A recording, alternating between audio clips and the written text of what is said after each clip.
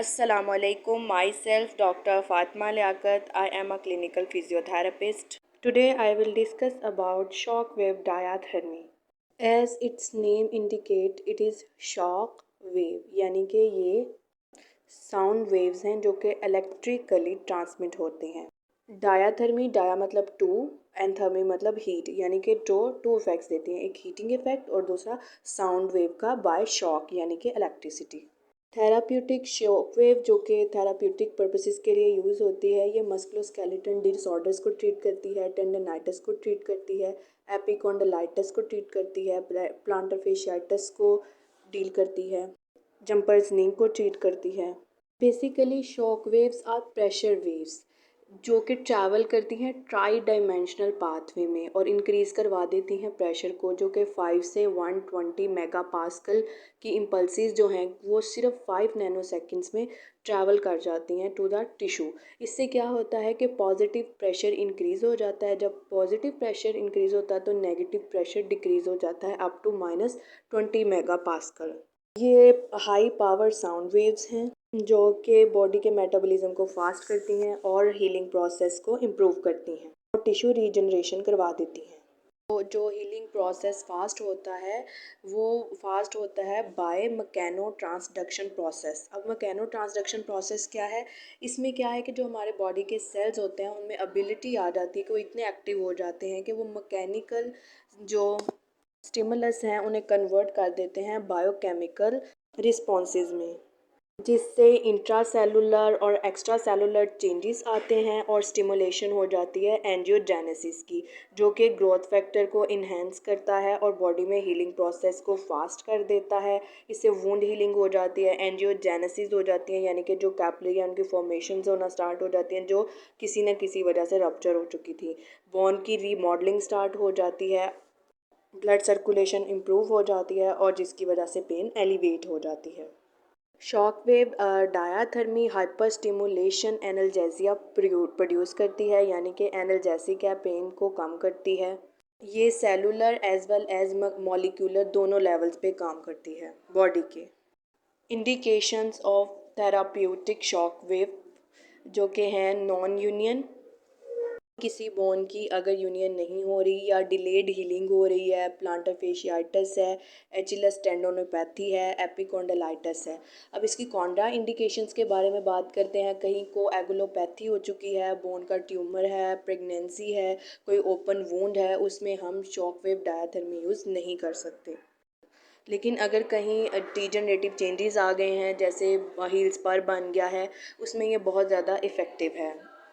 ज़्यादा effective effect के लिए अगर हम कंबाइन लेज़र और शॉक वेव थेरेपी दे पेशेंट को तो इफ़ेक्ट फास्टली आ जाता है। मैक्सिमम टाइम ड्यूरेशन आप 10 से 15 मिनट्स रख सकते हैं और पेशेंट को सेशंस 3 से 5 सेशंस में यूजुअली आराम आ जाता है और सेशंस ऑल्टरनेटिव डेज पे दिए जाते हैं। अब मैं डिस्कस करूँगी about the types of shock wave डायाथर्मी। Shock wave डायाथर्मी की जो थेराप्यूटिक टाइप है जो हम यूज़ कर रहे होते हैं मस्कुलोस्केलेटल के लिए, वो रेडियल शॉक वेव थेरेपी है।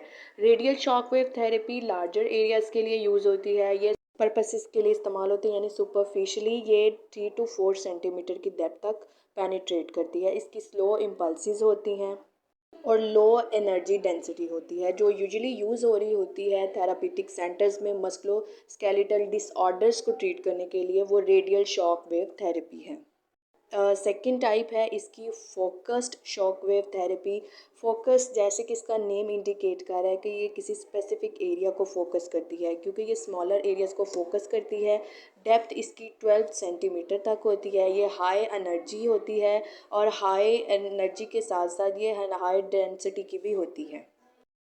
फोकस शॉकवेव थेरेपी में नियोजेनेसिस का प्रोसेस स्टार्ट हो जाता है, जो कि नाइट्रिक ऑक्साइड के रिलीज़ होने के बाद होता है। जैसे ही हमारा ब्लड सर्कुलेशन इम्प्रूव होता है तो नाइट्रिक ऑक्साइड बॉडी में रिलीज़ होता है, जिसकी वजह से इम्पॉर्टेंट न्यूट्रिएंट्स और ऑक्सीजन बॉडी में एब्जॉर्ब हो जाते हैं और जो वेस्ट मटेरियल और नाइट्रोजनस है वो बॉडी से एलिमिनेट हो जाते हैं।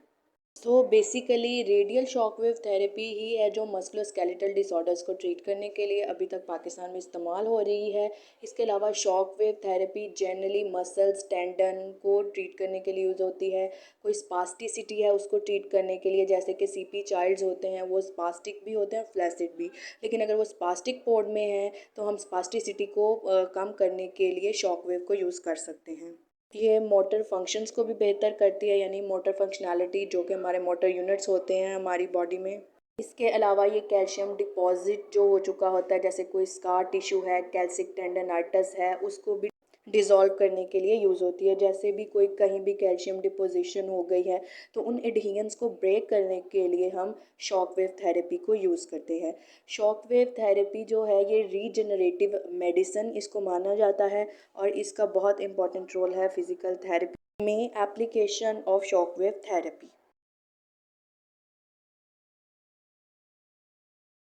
Now we will discuss about the machine. ये शॉकवेव डायाथर्मी की मशीन है, इसे हम ऑन एंड ऑफ कर सकते हैं, बैक पे इसके बटन लगा हुआ है। This is shockwave therapy control unit. ये डिस्प्ले पर डिफरेंट बॉडी के पार्ट्स शो हो रहे हैं जो कि बिफोर द ट्रीटमेंट हम सिलेक्ट करते हैं पेशेंट की कंडीशन के अकॉर्डिंग। अगर उससे लो लिम्ब का कोई मसला है तो हम एरिया को सिलेक्ट कर लेंगे, जैसे अगर शोल्डर पेन है तो ये वाला सिलेक्ट होगा, स्पाइन में पेन है तो ये वाले सिलेक्ट होंगे। So according to the pain area हम उस एरिया को सिलेक्ट कर लेंगे, वो शोल्डर का हो सकता है, बैक का, स्पाइन का। Now we will discuss about power and frequency. Plus के साइन से आप पावर को इंक्रीज़ कर सकते हैं जो कि मैक्सिमम पावर 12 है। माइनस के साइन से आप कम कर सकते हैं जो कि मिनिमम 1 है।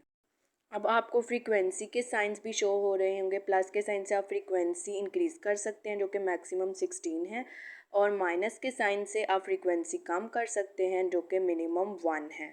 इफ़ेक्टिव ट्रीटमेंट के लिए आपको कम फ्रीक्वेंसी और हाई पावर रखना। P1 is equal to 25 joules. This is operational handle. इसको हम इस तरह से अटैच कर सकते हैं। अटैचमेंट से पहले आप देख लेंगे अटैचमेंट हेड पे एक छोटा सा साइन बना है जो एक ग्रूव टाइप है। आपने इनसाइड भी वो ग्रूव में ही इसको अटैच करना है और पेशेंट की कंडीशन के मुताबिक पावर और फ्रीक्वेंसी को सेट कर लेना है। P1 की वैल्यू मैंने बताया था, P1 की वैल्यू 25 जॉल होती है, P2 की वैल्यू 30, और इस तरह वो 5 के हिसाब से इंक्रीज़ हो जाती है।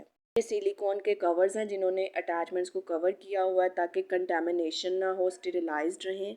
हमारे पास टोटल 7 अटैचमेंट हेड्स हैं जो कि एप्लीकेटर हेड पर अप्लाई हो सकते हैं। 2 अटैचमेंट्स हमारे पास प्लास्टिक की हैं। ये ED1 है जो कि हीलिंग पर्पस के लिए यूज़ होता है, ये ED2 है और ये भी प्लास्टिक का है। ट्रीटमेंट एरिया के अकॉर्डिंग ही हम अटैचमेंट हेड को सिलेक्ट करते हैं कि कौन सा अटैचमेंट हेड कौन से एरिया पे सूटेबल रहेगा।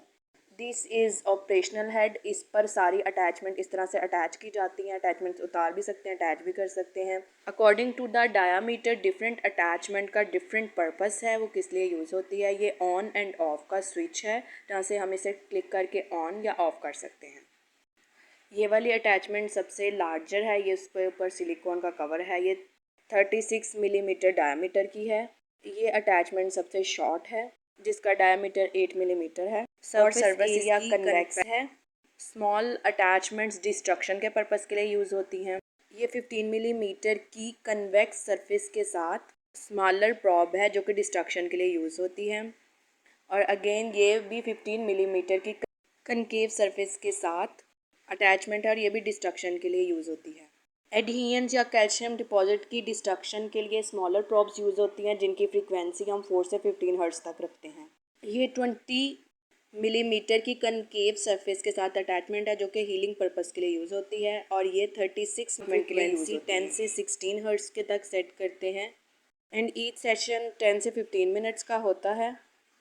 And jail is the medium, हम जेल लगा के इसे यूज़ कर सकते हैं। अटैचमेंट के अकॉर्डिंग इसके 3 पर्पसेस हैं: destruction, healing and pain management. Destruction के लिए हम स्मॉलर अटैचमेंट्स और हीलिंग और पेन के लिए हम लार्जर अटैचमेंट्स यूज़ करते हैं। हम पेशेंट को 1 से 5 सेशंस तक देते हैं जो कि ऑल्टरनेटिव डेज पे होते हैं, जो कि every 5th day, every 7 day भी हो सकता है। डिस्ट्रक्शन पर्पसेस के लिए हम 12 रखते हैं। Application frequency and power set कर लेंगे according to the condition of the patient. Gel work as a medium to penetrate shock waves. अब हम एरिया ऑफ द ट्रीटमेंट पे जेल को अप्लाई कर लेंगे। ऑपरेशनल हेड को ऑन कर लेंगे और पेनफुल एरिया पर अप्लाई कर लेंगे और सर्कुलर मोशन करेंगे स्लोली।